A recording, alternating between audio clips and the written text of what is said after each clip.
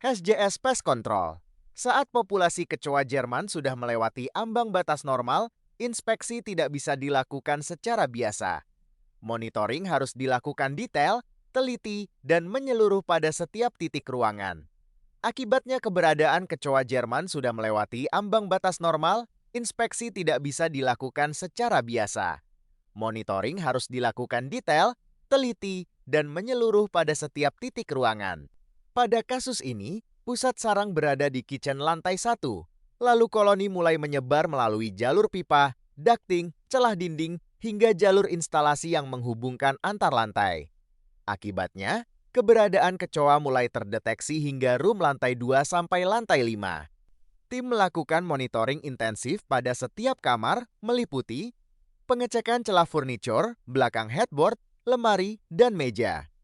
Pemeriksaan area bawah wastafel dan jalur pipa air.